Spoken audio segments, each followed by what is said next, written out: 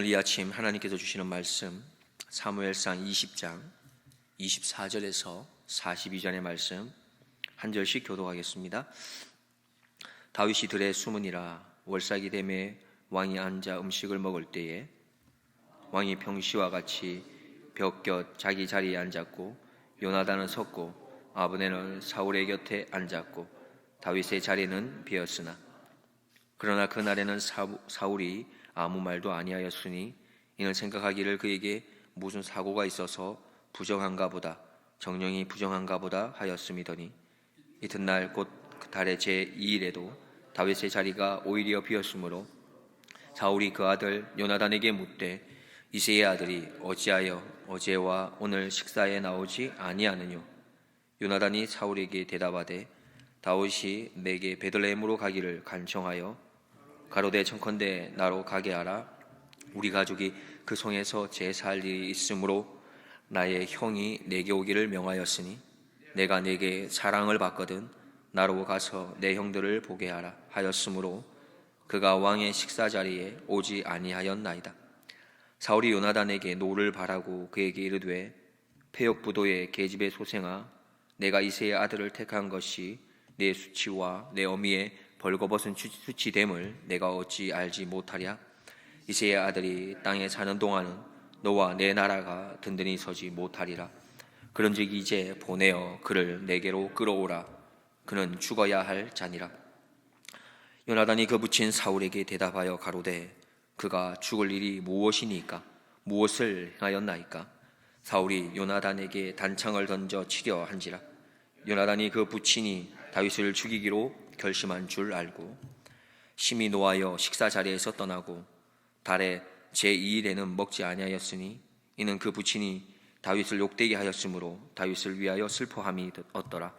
아침에 요나단이 작은 아이를 데리고 다윗과 정한 시간에 들러 나가서 아이에게 이르되 달려가서 나의 쏘는 살을 찾으라 하고 아이가 달려갈 때에 요나단이 살을 그 위로 지나치게 쏘니라. 아이가 요나단의 쏜 살 있는 곳에 이를 즈음에 요나단이 아이 뒤에서 외쳐 가로되 살이 내 앞편에 있지 아니하냐 하고 요나단이 아이 뒤에서 또 외치되 지체 말고 빨리 다름질하라 하매 요나단의 아이가 살을 주워 가지고 주인에게로 돌아왔으나 그 아이는 아무런지 알지 못하고 요나단과 다윗만 그 일을 알았더라. 요나단이 그 병기를 아이에게 주며 이르되 이것을 가지고 성으로 가라. 아이가 가매 다윗이 곧 바위 남편에서 일어나서 땅에 엎드려 3번 절한 후에 피차 입 맞추고 같이 울되 다윗이 더욱 심하더니 함께 보겠습니다. 요나단이 다윗에게 이르되 평안히 가라. 우리 두 사람이 여호와의 이름으로 맹세하여 이르기를 여호와께서 영원히 나와 너 사이에 계시고 내 자손과 네 자손 사이에 계시리라 하였느니라. 다윗은 일어나 떠나고 요나단은 성으로 들어오니라. 아멘. 오늘은 먼저 질문으로 시작해 보려고 합니다. 나의 주변에는 어떤 친구가 있으십니까? 다윗이나 요나단과 같은 친구를 가지고 있으십니까? 나를 위해서 자신의 재산의 상당히 많은 부분이라도 손해를 감수할 만한 그런 친구가 있으신가요? 아니면 나를 대신해서 목숨까지도 내어줄 만한 그런 친구가 있으십니까? 오늘 본문에 보면 요나단은 왕의 아들로서 그렇게 누릴 수 있는 모든 풍요로움을 다 포기하고 다윗과의 우정을 선택합니다. 부요함을 다 버리고 친구 다윗을 선택하지요. 요나단을 보면 자기의 목숨보다도 다윗을 더 소중히 여긴 것 같습니다. 요나단은 아버지 사울에게 심지어 오늘 본문에 보면 단창을 들고 던지게 되는 그 위험한 순간에 죽음을 당할 수도 있는 그 위험의 순간에 있으면서도 다윗을 돕기로 결정하지요. 다윗을 구하고 다윗과 했던 그 언약을 이행하기를 그치지 않습니다. 결국 자기 목숨을 포기하고서라도 다윗의 목숨을 지켜야 한다. 그 언약을 지켜야 한다는 것을 더 중히 여겼던 것이죠. 우리에게는 어떠한 친구가 하고 계십니까? 요한복음 15장 12절에서 14절 말씀을 보면 우리에게 가장 귀한 친구가 등장하는데요. 내 계명은 곧 내가 너희를 사랑한 것 같이 너희도 서로 사랑하라 하는 이것이니라. 사람이 친구를 위하여 자기 목숨을 버리면 이에서 더 큰 사랑이 없나니 너희가 나의 명하는 대로 행하면 곧 나의 친구라 말씀하셨습니다. 미국 인디애나주 어느 시골 학교에 15살 된 한 학생이 있었는데, 그 학생이 뇌 종양으로 인해서 병원에 입원해서 방사선 치료를 받았습니다. 그러다 보니 우리가 잘 아는 것처럼 그 치료를 받는 동안에 머리카락이 다 빠지게 됐죠. 어느 날 선생님에게 전화가 한 통 왔습니다. 뇌 종양으로 그렇게 방사선 치료를 받던 친구가 드디어 이제 학교에 올 수 있게 됐다는 거죠. 선생님은 종례 시간에 이렇게 얘기합니다. 내일이면 친구가 온단다. 그런데 그 친구가 머리가 다 빠졌어. 우리가 그 친구를 잘 위로해 줬으면 좋겠구나, 이렇게 얘기했죠. 선생님이 그 이야기를 하고 나갔습니다. 그리고는 그 학교에 있는 친구들이 다 모여서 이야기를 하기 시작합니다. 어떻게 위로할 수 있을까? 어떻게 하면 친구를 위로할 수 있을까? 이야기하다가 한 친구가 제안을 합니다. 야, 우리 전부 다 머리를 깎기로 하자. 그렇게 하기로 결정을 하고 다음날 아침에 학교에 오는데 너도 나도 할 것 없이 반 학생들이 전부 다 머리를 깎고 등교를 한 것이죠.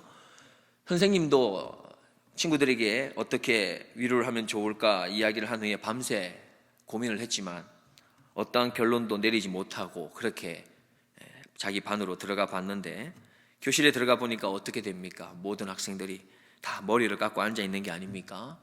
선생님이 그 모습을 보고는 얼마나 감격되었겠습니까? 뇌 종양으로 치료를 받고 등교했던 친구는 어떠했겠습니까? 들어오는 그때부터 얼마나 감격하고 얼마나 눈물이 났겠습니까? 그 시간 선생님도, 그리고 학교에 있는 모든 학우들도, 친구들도, 그리고 마침 학교에 돌아왔던 뇌종양 치료를 받은 그 친구도 얼마나 감격하고 또 기쁨의 그런 눈물을 흘리지 않았겠습니까? 친구란 어떤 것일까요? 어쩌면 친구는 함께 할 줄 아는 것이 친구인 것 같습니다. 요나단은 도움이 필요했던 다윗과 함께 했습니다. 함께 목숨까지라도 나눌 만한 그런 걸음을 함께 했습니다. 요나단은 다윗에게도 친구였지만 사실 사울인 자기 아버지에게 있어서도 친구였습니다. 혹시 우리 같은 경우는 가까이에 조금 불의를 행하는 사람이 있다면 어떻게 하십니까? 혹시 못 본 채 하시진 않습니까? 조금 불편한 사람에게 가까이 하지 않으려고 하진 않으십니까? 허물이나 잘못이 있는 사람을 향해서 그것을 책망하려고 하지는 않으십니까? 아니면 내가 조금 알기 때문에 잘 가르쳐 보아야겠다라고 생각하시진 않으십니까? 아니면 혹 다른 방법을 가지고는 있으십니까? 예수님께서는 아주 괜찮은 방법을 우리에게 보여주셨습니다. 예수님께서 하나님의 일을 하시기 위해 12명의 제자를 택하셨고요. 그렇게 활동을 함께 했는데, 그 중에 한 명, 우리가 잘 아는 가룟 유다가 공생의 마지막 무렵에 예수님을 팔게 되는 것이죠. 결국 가룟 유다는 마지막에 예수님의 가르침에서 조금씩 벗어나기 시작했던 것 같습니다. 처음에 가룟 유다의 그 그릇된 행동을 예수님께서 보시고 어떻게 하십니까? 조금은 잘 알아들을 수 있도록 경고의 말씀을 하시죠. 요한복음 13장 21절 말씀에 예수께서 이 말씀을 하시고 심령에 민망하여 증거하여 가라사대 내가 진실로 진실로 너희에게 이르노니 너희 중 하나가 나를 팔리라 하시니 했습니다. 예수님께서는 자신을 좀 돌아볼 수 있도록 기회를 주고 계시죠. 조금 이렇게 우회해서 이야기하셨습니다. 그러나 여전히 가룟 유다는 깨닫지 못합니다. 그리고 똑같이 요한복음 13장 26절에서는 예수께서 대답하시되 내가 한 조각을 찍어다가 주는 자가 그니라 하시고 곧 한 조각을 찍으셔다가 가롯 시몬의 아들 유다를 주시니. 이번에는 어떻게 하셨습니까? 어떻게 보면 직설적으로 표현하셨습니다. 콕 집어서 표현하셨죠. 너가 나를 팔려고 하는 줄 내가 다 안다. 이제라도 늦지 않았으니 마음을 돌이키면 좋겠다. 그런 마음으로 그렇게 다가가셨죠. 그러나 여전히 그는 마음을 돌이키지 못합니다. 누가복음 22장 48절을 보면 예수께 입을 맞추려고 가까이 하는지라 예수께서 이르시되 유다야 네가 입맞춤으로 인자를 파느냐 하시니, 예수님께서는 자신을 잡으러 오는 가룟 유다 그 마지막 순간에도 또 한 번의 기회를 주고자 하셨습니다. 그럼에도 불구하고 그는 그것이 자기를 향한 기회인지조차도 알지 못하지요. 그러나 베드로는 어땠습니까? 베드로는 달랐습니다. 예수님께서 베드로에게 무슨 말을 하신지도 않으셨지요. 단지 그와 눈만 마주쳤을 뿐이지만 베드로는 예수님이 하셨던 이야기를 기억할 수 있었습니다.